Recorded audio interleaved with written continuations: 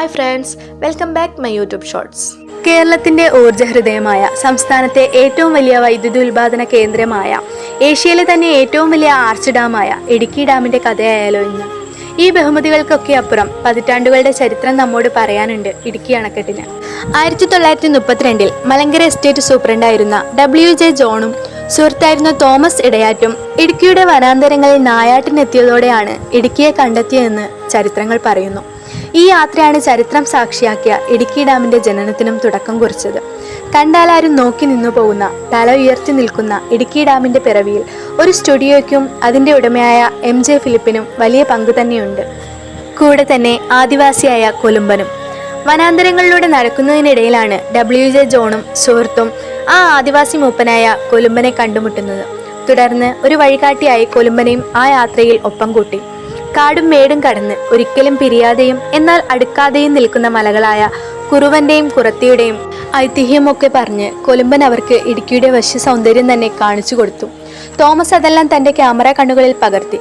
എന്നാൽ അപ്പോഴെല്ലാം എത്ര യുഗങ്ങൾ കഴിഞ്ഞാലും തങ്ങളെ ചേർത്തു വെക്കാൻ ആരെങ്കിലും വരുമെന്ന പ്രതീക്ഷയിൽ അടുത്തിട്ടിലൂടെ ഒഴുകുന്ന പെരിയാറിനെയും ലാളിച്ച് കഴിയുകയായിരുന്നു കുറുവൻ മലയും കുറത്തിമലയും. ഇടുക്കിയുടെ വശ്യ സൗന്ദര്യവും കൊലുമ്പന്റെ വിവരണവും ആസ്വദിക്കുന്നതിനിടയിൽ തോളരുമ്മി നിൽക്കുന്ന കുറത്തിക്കും കുറുവനുമിടയിലൂടെ പാമ്പുകളെപ്പോലെ വളഞ്ഞു പുളഞ്ഞൊഴുകുന്ന പെരിയാർ നദി ജോണിനെയും ആകർഷിച്ചു. കുത്തിയൊലിച്ചു പോകുന്ന ഈ നദിക്ക് കുറുകെ അണകെട്ടി വെള്ളം സംഭരിച്ചാൽ അതിൽ നിന്ന് വൈദ്യുതി ഉൽപ്പാദിപ്പിക്കാൻ കഴിയുമെന്ന് ജോൺ മനസ്സിലാക്കി. അങ്ങനെ പെരിയാറിന് കുറുകെ അണക്കെട്ട് നിർമ്മിക്കാനുള്ള സാധ്യതകൾ ചൂണ്ടിക്കാട്ടി സർക്കാരിന് റിപ്പോർട്ട് സമർപ്പിക്കാൻ തീരുമാനിച്ചു. എന്നാൽ അധികൃതർ ആ തീരുമാനം നിരസിച്ചു. 1935 കാലഘട്ടം. ഇടുക്കിയിൽ കുടിയേറ്റം നല്ലതുപോലെ നടക്കുന്ന സമയം. എല്ലാവരും കൃഷിയും മറ്റുമായി സമയം ചിലവഴിച്ചപ്പോൾ 22-കാരനായ MJ ഫിലിപ്പിന്റെ മനസ്സിൽ കുടിയേറിയത് സൗന്ദര്യം വിരിച്ചു നിൽക്കുന്ന ഇടുക്കിയായിരുന്നു. ഈ സൗന്ദര്യം ചിത്രത്താളുകളിൽ കാണണമെന്ന ആഗ്രഹത്തിൽ ഒരു സ്റ്റുഡിയോ തുടങ്ങാൻ തീരുമാനിച്ചു. അങ്ങനെ ഇടുക്കിയുടെ ആദ്യത്തെ സ്റ്റുഡിയോയായ ലോയൽ സ്റ്റുഡിയോ പ്രവർത്തനം തുടങ്ങി. വൈദ്യുതി ഇല്ലാതിരുന്ന കാലമായതിനാൽ വെളിച്ചം ഉപയോഗിച്ചായിരുന്നു ഫിലിം കഴുകാറുണ്ടായിരുന്നത്. വെറും ഒരു സ്റ്റുഡിയോക്കാരൻ എങ്ങനെയാണ് ഇത്രയും പ്രശസ്തമായ ചരിത്രത്തിൽ എത്തുന്നത് എന്നല്ലേ. ഒരു ദിവസം MJ ഫിലിപ്പിന്റെ സ്റ്റുഡിയോയിൽ ഒരാളെത്തി. Malankara estate superintendent WJ John. കൊലുമ്പനെയും കൂട്ടി നായാട്ടിന് പോയിരുന്നപ്പോൾ തോമസ് പകർത്തിയ ചിത്രങ്ങൾ കഴുകാനെത്തിയതായിരുന്നു ജോൺ. ഫിലിപ്പ് അങ്ങനെ ചിത്രങ്ങൾ കഴുകാൻ തുടങ്ങി. അതിലൊരു ചിത്രം ഫിലിപ്പിന്റെ കണ്ണിലുടക്കി. 2 മലകൾക്കിടയിലൂടെ കുത്തിയൊഴുകുന്ന വെള്ളച്ചാട്ടത്തിന്റെ ചിത്രമായിരുന്നു അത്. കുറവൻ കുറത്തി മലകളെ കടത്തിവെട്ടി ഒഴുകി വരുന്ന കേരളത്തിലെ ഏറ്റവും വലിയ നദിയായ പെരിയാറിന്റെ ചിത്രം. ഫിലിപ്പിന്റെ മനസ്സിൽ ആഴത്തിൽ ആ ചിത്രം പതിഞ്ഞു. ആ ചിത്രങ്ങൾ ജോണിന് നൽകിക്കൊണ്ട് ഇരുവരും കൈകോർത്തു പിരിഞ്ഞു.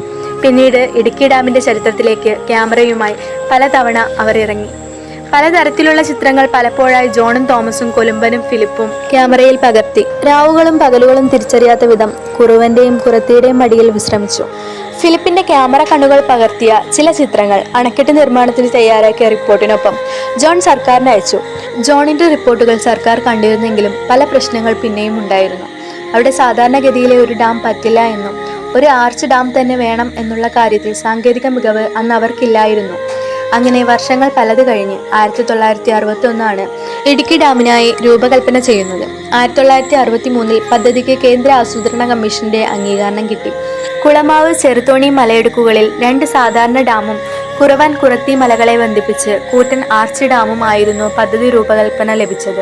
ഇതിനായി കാനഡയിലെ SNC കമ്പനിയുടെ സാമ്പത്തിക സഹായം കൂടി ഉറപ്പാക്കി. പിന്നീട് KSAB സൂപ്രണ്ട് എഞ്ചിനീയർ ഫിലിപ്പോസിന്റെ നേതൃത്വത്തിൽ കേരളം കണ്ട ഏറ്റവും വലിയ വികസന പദ്ധതി ഇടുക്കിയുടെ മാറിൽ ഉയർന്നു പൊങ്ങാൻ തുടങ്ങി. ദിനരാത്രങ്ങൾ ഉറക്കമൊഴിച്ച് ആ വലിയ അണക്കെട്ട് നിർമ്മിക്കാൻ എഞ്ചിനീയർമാരും തൊഴിലാളികളും പരിശ്രമിച്ചു. ഇക്കാലത്തും ഓർമ്മിക്കാൻ തന്റെ പ്രിയതമയ്ക്ക് വേണ്ടി ഷാജഹാൻ പ്രണയപൂർവ്വം താജ്മഹൽ പണിത പോലെ കുറവന്റെയും കുറത്തിയുടെയും കാത്തിരിപ്പിനൊടുവിൽ അവരെ ചേർത്ത് നിർത്തി ഇടയിലൂടെ ഒഴുകുന്ന പെരിയാറിനെ പിടിച്ചുകെട്ടി അവർക്ക് അഭിമുഖമായി ഇടുക്കി ഡാം പണിതുയർത്തി. 839 മീറ്റർ ഉയരമുള്ള കുറവൻ മലയെയും 925 മീറ്റർ ഉയരമുള്ള കുറത്തിമലയെയും ബന്ധിപ്പിക്കുന്നതാണ് കമാനാകൃതിയിലുള്ള പ്രധാന അണക്കെട്ട്. ഭൂകമ്പത്തെ പ്രതിരോധിക്കാൻ കഴിയുന്ന നിർമ്മാണ രീതിയിലാണ് ഇത് നിർമ്മിച്ചിരിക്കുന്നത്. 1973 C അച്യുതമേനോൻ മുഖ്യമന്ത്രിയായിരിക്കെ 554 അടി ഉയരവും 1200 അടി നീളവുമുള്ള ഏഷ്യയിലെ ഏറ്റവും വലിയ ആർച്ച് ഡാം പൊട്ടിയിരുന്നു. 1974 ഫെബ്രുവരിയിൽ ഡാമിൽ വെള്ളം നിറച്ചു. 75 ഒക്ടോബറിൽ ആദ്യമായി വൈദ്യുതി ഉൽപ്പാദിപ്പിച്ചുകൊണ്ട് പവർ ഹൗസിന്റെ ട്രയൽ റൺ ആരംഭിച്ചു. 60 ചതുരശ്ര കിലോമീറ്റർ വ്യാപിച്ചു കിടക്കുന്ന ജലസംഭരണിയാണ് ഡാമിനുള്ളത്. പരമാവധി സംഭരണ ശേഷി 74.5 ദശലക്ഷം ഘനയടിയാണെങ്കിലും 70.5 PMC വരെയാണ് സംഭരിക്കാൻ കഴിയുക. 4 പതിറ്റാണ്ടിലേറെയായി ഇടുക്കി ഡാമും പെരിയാറും കേരള ചരിത്രത്തിന്റെ ഭാഗമായി നിലകൊള്ളുന്നു. സംസ്ഥാനത്തെ ജലവൈദ്യുതി പദ്ധതികളുടെ മൊത്തം ശേഷിയുടെ മുഖ്യ പങ്കും പെരിയാറിലെ ജലമാണ് ഉൽപ്പാദിപ്പിക്കുന്നത്.